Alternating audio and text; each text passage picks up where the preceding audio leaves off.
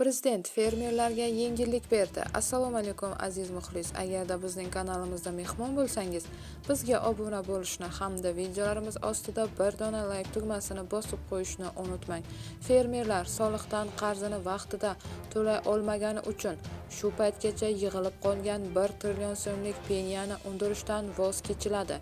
Bu haqda 19-mart kuni Prezident Shavkat Mirziyoyevning kichik va o'rta biznes vakillari bilan suhbatining iqtisodiyotdagi o'rni oshirish va rivojlanishni yangi bosqichga olib chiqish masalalariga bag'ishlangan uchrashuvda ma'lum qilindi.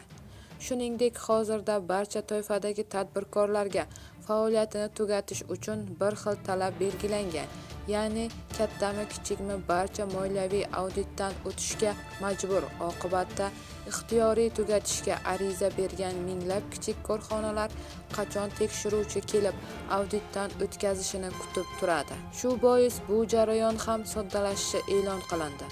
Oxirgi 3 yillik aylanmasi 10 milliard so'mdan oshmagan soliqdan qarzi bo'lmagan korxonani ixtiyoriy tugatishga tekshiruv o'tkazilmaydi. Bundan tashqari 2028-yil 1-yanvarga qadar foyda solig'i stavkasi oshirilmasligi belgilab qo'yilgan.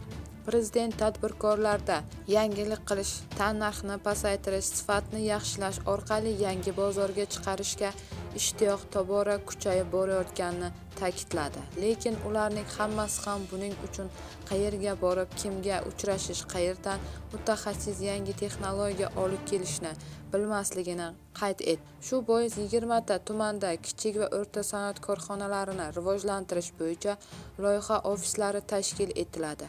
Ularga xorijiy muhandis, texnolog, dizayner, buxgalter va marketologlar olib kelinadi. Bu maqsadlarga shu yilning o'zida 100 milliard so'm ajratilishi belgilandi.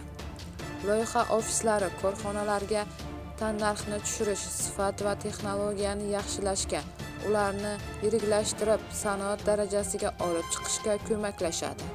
Bundan tashqari kichik biznesda yangi driver bo'ladigan uskuna va dastgohlar, tibbiy vositalar, elektronika sanoati, logistika kabi sohalarda tadbirkorlarni qo'llab-quvvatlash bo'yicha alohida dasturlar qabul qilindi, deyiladi xabarda. Bu xabarni barcha yaqinlarimizga jo'natib qo'yamiz hamda videomiz ostida bir dona like tugmasini bosishni unutmaymiz.